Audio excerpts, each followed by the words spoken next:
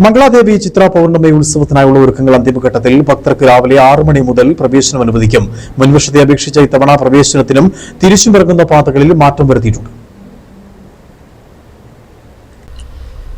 പെരിയാർ കടുവാ സങ്കേതത്തിൽ സ്ഥിതി ചെയ്യുന്ന മംഗളാദേവി ക്ഷേത്രത്തിലെ ചിത്ര പൗർണമി ഉത്സവത്തിൽ പങ്കെടുക്കാൻ എത്തിച്ചേരുന്ന ഭക്തർക്ക് രാവിലെ 6 മണി മുതൽ പ്രവേശനം അനുവദിക്കും. ഉച്ചയ്ക്ക് 2:30 ശേഷം വനത്തിനുള്ളിലേക്ക് ആരെയും കടത്തിവിടില്ല. ദർശനം കഴിഞ്ഞ് വൈകുന്നേരം 5 മണിയോടെ എല്ലാ ഭക്തരും വനമേഖലയിൽ നിന്ന് തിരിച്ചിറങ്ങേണ്ടതാണ്.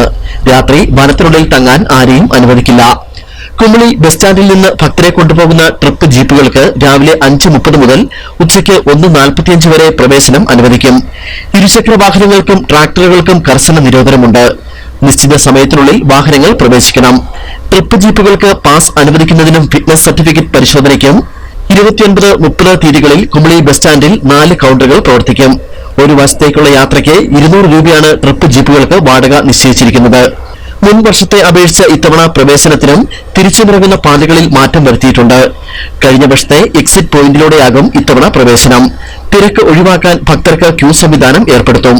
പാദരക്ഷകൾ സൂക്ഷിക്കുന്നതിന് ക്ഷേത്രത്തിന് പുറത്ത് പ്രത്യേക സൌകര്യവും ക്രമീകരിക്കും. ഭക്ഷണത്തിനും കുടിവെള്ള വിതരണത്തിനും ക്രമീകരണങ്ങൾ ഏർപ്പെടുത്തും. വൈദ്യസഹായത്തിന് ഇരു സംസ്ഥാനത്തു നിന്നുള്ള മെഡിക്കൽ സംഘത്തെ ക്ഷേത്ര പരിസരത്ത് വിന്യസിക്കും. ആവശ്യത്തിന് ശുചിമുറികളും സജ്ജമാക്കും.